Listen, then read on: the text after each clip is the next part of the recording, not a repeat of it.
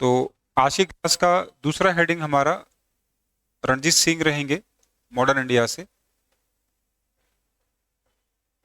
इनका संबंध चूंकि पंजाब या सिख राज्य से है, तो सिख राज्य के महत्वपूर्ण व्यक्तित्व हैं आधुनिक भारत के। दो ही लोग हैं, रणजीत सिंह को माना जाता है, या फिर आप इधर बंदा बहादुर को भी देख सकते हैं, लेकिन मुख्य भूमिका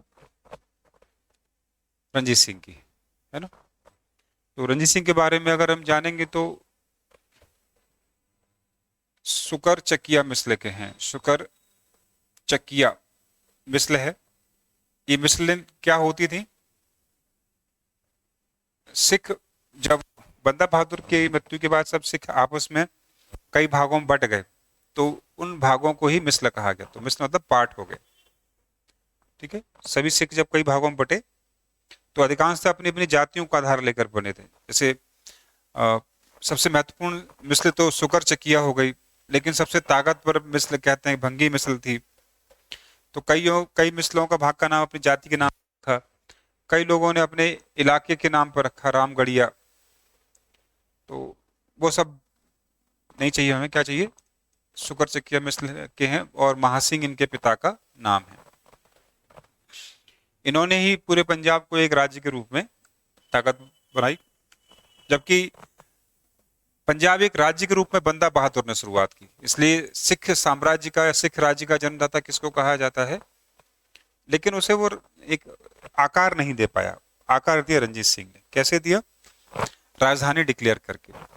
तो रणजीत सिंह का जो क्षेत्र है वो क्या है? आज का पंजाब, भारत का पंजाब, और उस समय पाकिस्तान वाला पंजाब भी, दोनों इलाके उनके पास थे। आज के भारत वाले पंजाब में उनका कब्जा किस पर है? अमृतसर पर है। अमृतसर उन्होंने भंगी मिसल से खींच लिया, छीना, और उन्होंने अमृतसर को क्या बना दी? अपनी धार्मिक राजधानी बनाई। जबकि पाकिस्तान वाले पंजाब में लाहौर को उन्होंने अपनी राजनीतिक राजधानी बनाया, ठीक है। लाहौर पे कब्जा जब किया तो उनका झगड़ा किससे हुआ? अफगानिस्तान के राजा से हुआ, जिसका नाम था जमन शाह। तो जमन शाह रणजीत सिंह पर आक्रमण करने जब आया तो उसकी अचानक से उसे पता लगा कि मेरे अफगानिस्तान पर किसी ने आक्रमण कर दिया, तो भागा बचाने के लिए। वहां जब वहां बचाने के लिए भागा तो भागती हुई सेना की कुछ तोपें चिनाब नदी में गिर गई थी। तो रणजीत सिंह ने चिनाब नदी से क्या किया? उन तोपों को निकलवा के जमन शाह को दे दिया। जमन शाह ने इसके बदले में उसकी प्रशंसा की, और रणजीत सिंह को कहा जाता है राजा का टाइटल दे दिया उसने, और लाहौर का अपना सूबेदार भी मान लिया। कहा कि ठीक है, लाहौर पर तुम नियंत्रण कर सकते हो, ठीक है, यहां तक। लेकिन कुछ समय बाद ही क्या हुआ? अंग्रेजों का इंटरेस्ट क्रिएट हो गया। कहां पर? पंजाब में। क्यों क्रिएट हुआ? ये दोनों पंजाब मिलाकर, क्योंकि इस पंजाब की एक सीमा कहां लगती थी? अफगानिस्तान। और अफगानिस्तान की सीमा लगती थी किससे? भाई उस समय तो अफगानिस्तान भी भारत का हिस्सा है। रूस से, तजाकिस्तान, किर्गिस्तान वगैरह से लगती थी, तुर्कमेनिस्तान से लगती थी। और रशिया और फ्रांस की हो गई थी दोस्ती। तो इंग्लैंड दुश्मन था फ्रांस का। तो फ्रांसीस इंग्लैंड को लगता था कि फ्रांसीसी रूसी के माध्यम से क्या करेंगे? अफगानिस्तान में कब्जा करेंगे। अफगानिस्तान से फिर वो भारत आकर अंग्रेजों के लिए चुनौती पेश कर सकते हैं। तो इस बीच में उन्होंने मोहरा किसको बनाया? रणजीत सिंह को, क्योंकि रणजीत सिंह भी एक तरह से बफर स्टेट की भूमिका निभा रहा था। रणजीत सिंह को बीच में लिया और कहा कि तुम हमारे लिए अफगानिस्तान को नियंत्रण में लो। रणजीत सिंह ने, मैं क्यों लूं भाई, मेरा कुछ लेना देना है नहीं। रणजीत सिंह ने मानने से बात मना कर दी। तो युद्ध हुआ, और इस युद्ध में रणजीत सिंह को हारना पड़ा, ठीक है। हार के बाद जो संधि हुई उसे कहते हैं अमृतसर की संधि,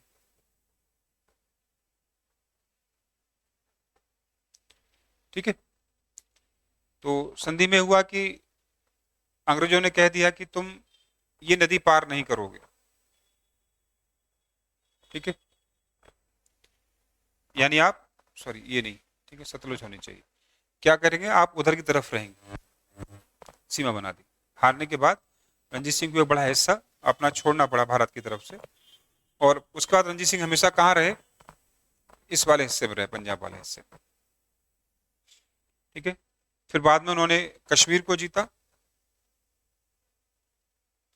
और इस तरह से कुल मिलाकर उनके राज्य में 4 राज्य, पेशावर भी उनके नियंत्रण में रहा बाद में।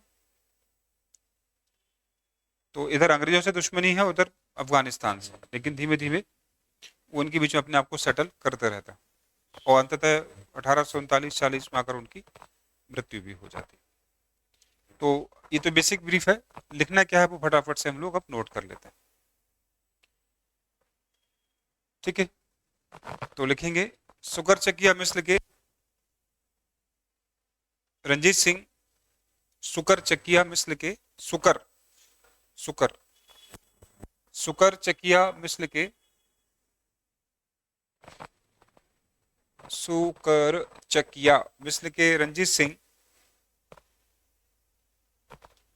1792 में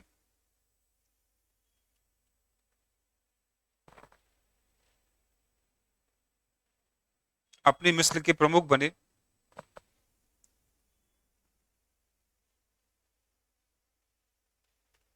और 1799 में उन्होंने लाहौर पर कब्जा कर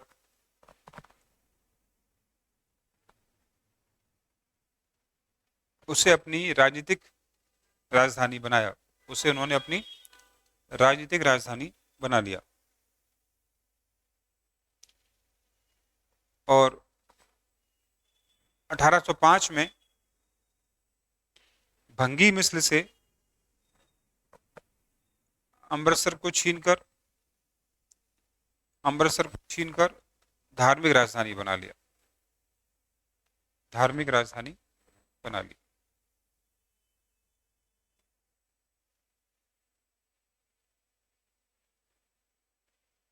लेकिन लॉर्ड मिंटो प्रथम के समय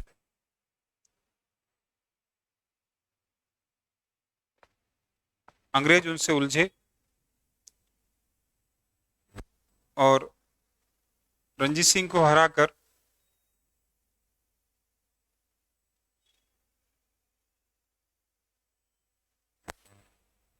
मेटकॉफ ने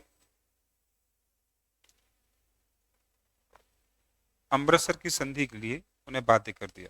मेटकॉफ ने रणजीत सिंह को अमृतसर की संधि, ब्रैकेट में लिखना 1809 में, के लिए बाध्य कर दिया, जिसमें सतलुज नदी को, ये नदी जो मैंने आपको बताई, सतलुज नदी को सीमा मान लिया गया।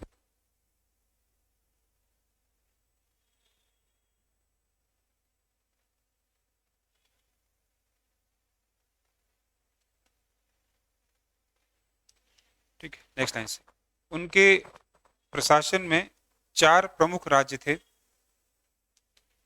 4 प्रमुख राज्य थे, कश्मीर, मुल्तान, कश्मीर, मुल्तान, लाहौर और पेशावर, लाहौर और पेशावर।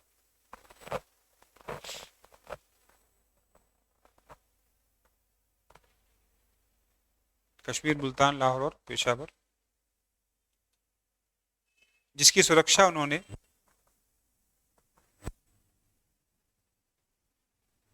यूरोपियन प्रशिक्षकों से प्रशिक्षित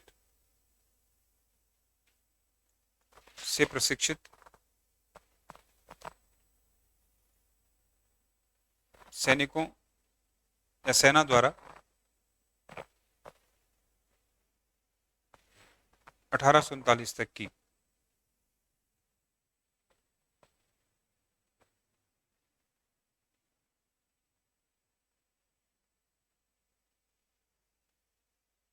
ठीक है, चलिए, इसके अलावा और कोई प्रश्न बनता नहीं इनसे, यहाँ तक कहानी पूरी है। तो अब उत्तर भारत में कौन बचा है, मुगल बचे हुए है ना। तो कुछ स्टोरीज व्यक्तित्व के तौर मुगलों से आप तैयार कर सकते हैं, मुगलों से संबंध रखने वाले लोगों से, है ना। तो सबसे पहले आप लिखेंगे फर्रुखशियर। पहला व्यक्तित्व कौन आएगा? फर्रुखशियर नामक व्यक्ति आएगा। तो फर्रुखशियर की कहानी बहुत लंबी नहीं है, लेकिन महत्वपूर्ण कहानी जरूर है। फर्रुखशियर वो व्यक्ति है जो गलत तरीके से सत्ता प्राप्त करता है, गलत यानी षड्यंत्र से सत्ता प्राप्त करता है। और किसकी मदद से? सैयद बंधुओं की मदद से। यानी इसके समय में ही सैयद बंधुओं का उदय हुआ। जब सैयद बंधु उसे बहुत नियंत्रित करने लगे तो उन्होंने उसे मरवाने की सोची, लेकिन सैयद बंधुओं ने उसको हत्या करवा दी बाद। ठीक है, एक तो प्रश्न हमें यहां रखना तैयार। दूसरा, फर्रुखशियर ने एक काम किया और वो था ब्रिटिश ईस्ट इंडिया कंपनी के लिए। उसे उन्होंने एक शाही पत्र दिया था जिसका नाम था दस्तक। शाही पत्र दिया, इसका नाम था दस्तक। और इसका अर्थ हो, इसका कार्य उद्देश्य था कि कंपनी बंगाल और बॉम्बे में नाम मात्र की राशि देकर कर मुक्त व्यापार कर सकती थी। कंपनी क्या करेगी? भारत के क्षेत्रों में कर मुक्त व्यापार, नाम मात्र की राशि देके ये काम बंगाल में। और चूंकि ये कर दस्तक बंगाल के क्षेत्र में दी गई थी, तो इससे कंपनी को अत्यधिक लाभ हुआ। कंपनी जो कोशिश औरंगजेब के समय से कर रही थी, या कहिए जहांगीर के समय से कर रही थी, वो सफलता कंपनी को कहाँ मिली? फर्रुखशियर के समय मिली। इसलिए कंपनी के द्वारा जारी किए गए, कंपनी के लिए जारी किए गए इस दस्तक को क्या कहा जाता है? मैग्ना कार्टा कहा जाता है। ऐसा उसने क्यों किया वो लिखना तो नहीं है, लेकिन आपको जानना चाहिए, क्योंकि कंपनी ने एक डॉक्टर को भेजा था जिसका नाम था जॉन शर्मन। एक मिनट, डॉक्टर का नाम था हैमिल्टन। हैमिल्टन ने उसका इलाज किया था और लेकर कौन आया था डॉक्टर को? जॉन शर्मन लेकर आए थे बंगाल से।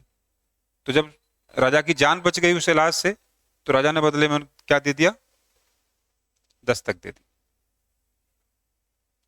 क्लियर है? तो यही दो घटनाएं फर्रुखशियर से सबसे ज्यादा महत्वपूर्ण है। ठीक है, तो नोट कर लेंगे इसे भी। परवर्ती मुगलों में, परवर्ती माने लेटर मुगलों में,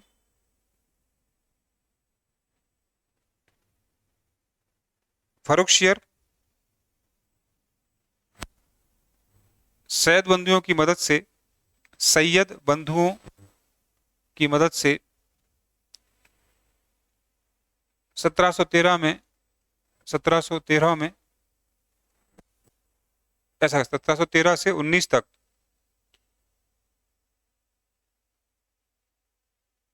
मुगल गद्दी पर बैठा, मुगल गद्दी पर बैठा।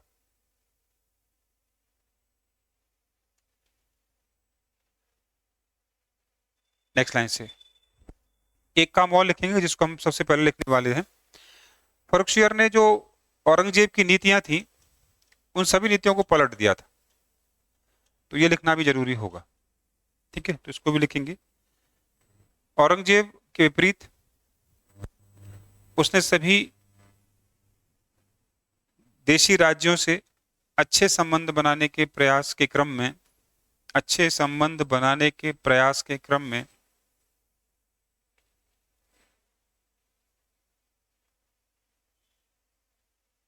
आमेर के राजा यानी जयपुर के राजा जयसिंह को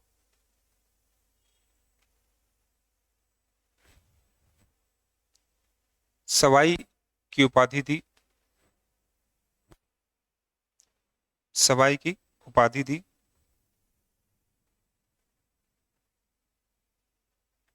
और जजिया कर को भी हटा दिया था, और जजिया को भी हटा दिया था।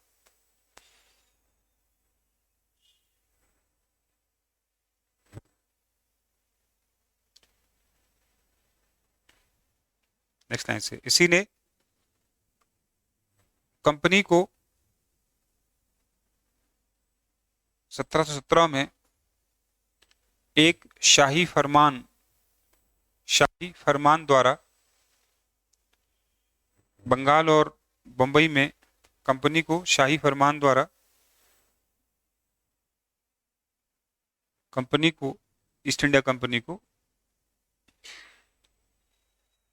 लगभग कर मुक्त व्यापार की अनुमति दी।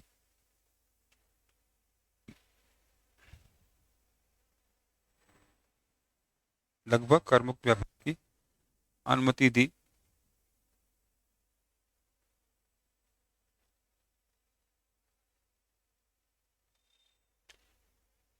नेक्स्ट लास्ट, इसी के समय में या इसी ने मूलतः बालाजी विश्वनाथ से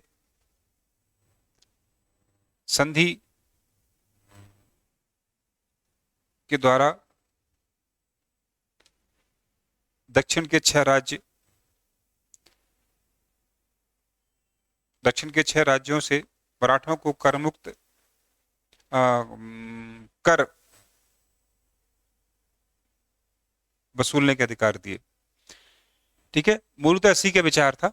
ये अलग बात है कि बाद में साइन किसी और के हुए, क्योंकि तब तक ये मर गया। ठीक है, तो ये है फर्रुखशियर 50 शब्दों के साथ। दूसरी कहानी मोहम्मद शाह रंगीला।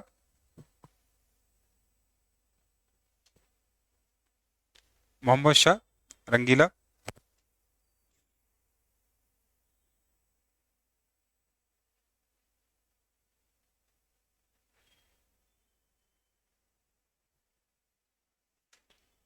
ठीक है, मोहम्मद शाह रंगीला मूल नाम ब्रैकेट में लिख देंगे, रोशन ऑब्लिक करके रोशन अख्तर। रोशन अख्तर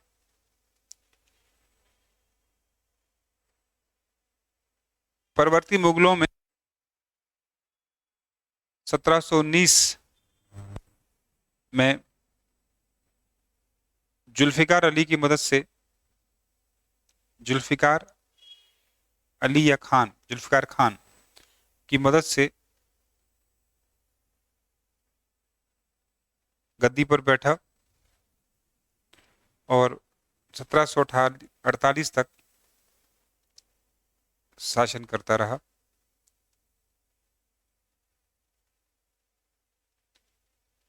अपने अय्याशी जीवन के चलते या कार्यों के चलते उसे रंगीला की उपाधि मिली या रंगीला कहा गया।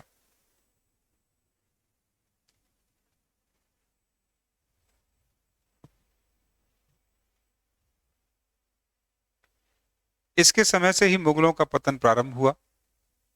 नेक्स्ट लाइन से, इसके समय से ही मुगलों का पतन प्रारंभ हुआ, अर्थात अवध, हैदराबाद, बंगाल जैसे महत्वपूर्ण राज्यों ने अपने आप को स्वतंत्र घोषित कर दिया। इसका सीधा मतलब ये निकलता है।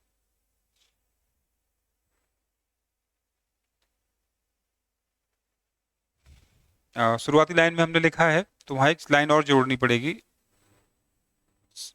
जुल्फिकार खां की मदद से सैयद बंधुओं का अंत करके गद्दी पर बैठा, ऐसा करके सैयद बंधुओं का अंत करके गद्दी प्राप्त की 19 में। तो सैयद बंधुओं का अंत करके ये लाइन जोड़नी है हमें, ये 2 शब्द जोड़ने हैं।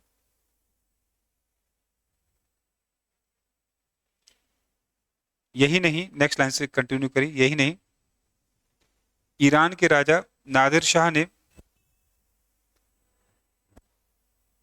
इससे यानी मोहम्मद शाह रंगीला से तख्ते ताउस और कोहिनूर भी लूट लिया। तख्ते ताउस और कोहिनूर भी लूट लिया था।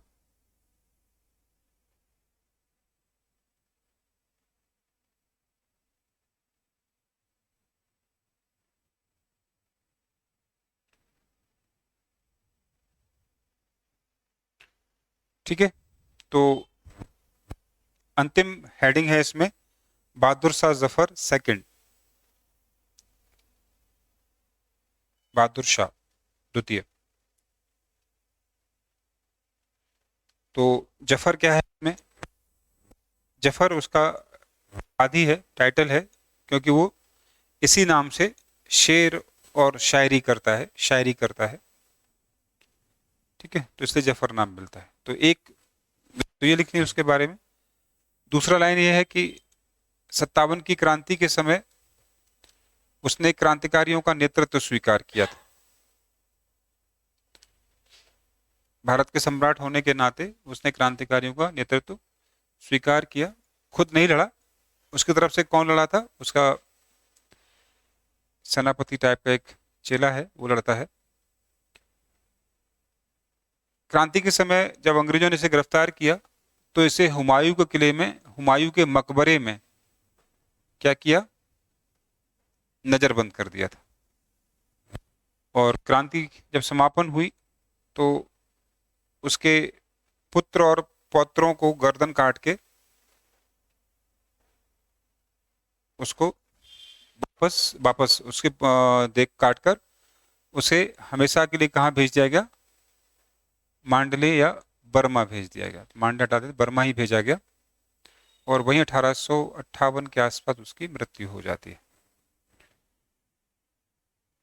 एक मिनट, इसको हमें बदलना पड़ेगा, 1862 में मृत्यु होती है।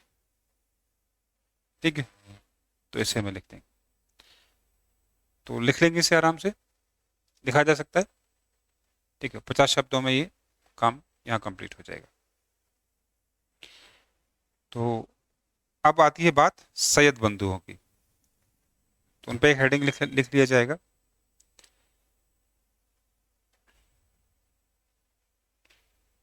सैयद बंधु। उत्तरवर्ती मुगलों, उत्तरवर्ती कमजोर, उत्तरवर्ती कमजोर मुगलों की कमजोरी के प्रतीक थे, की कमजोरी के की कमजोरी का फायदा इन कई गुटों ने उठाया, ईरानी, तुरानी और भारतीय। ठीक है,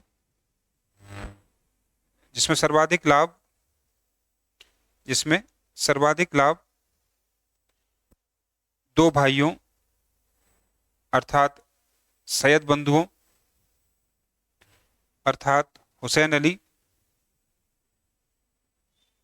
और अब्दुल्ला खां ने उठाया।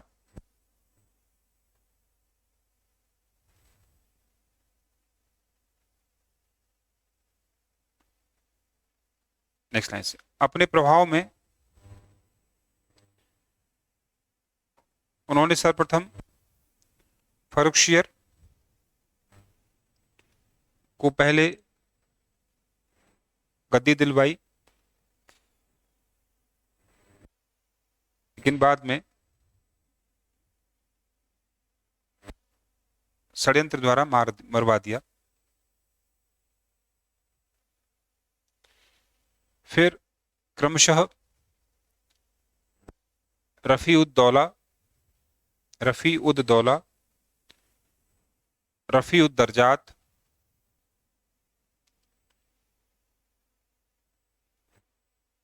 को गद्दी दिलाई।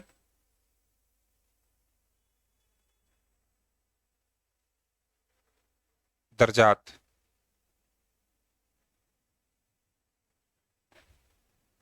दिलाई और स्वयं स्वयं वजीर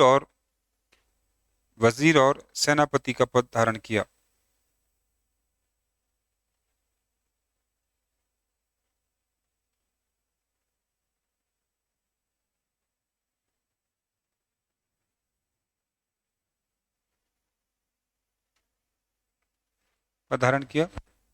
अपने प्रभाव को कायम रखने के लिए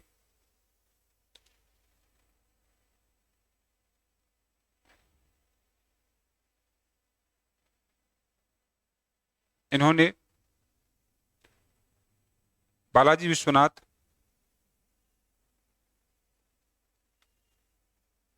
के माध्यम से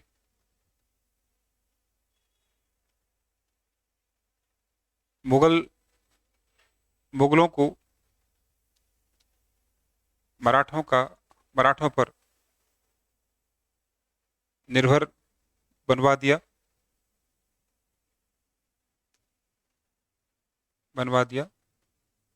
लेकिन अंततः मोहम्मद शाह रहीला के समय में इनका पतन हो गया।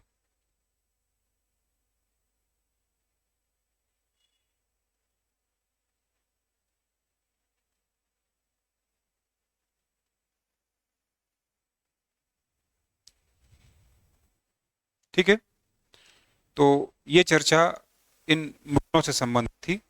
तो अभी तक हमने सिख तैयार कर लिए, मराठे तैयार हो गए, और उत्तर भारत में अब कौन तैयार हो गया? मुगल तैयार हो गए हमारे पास।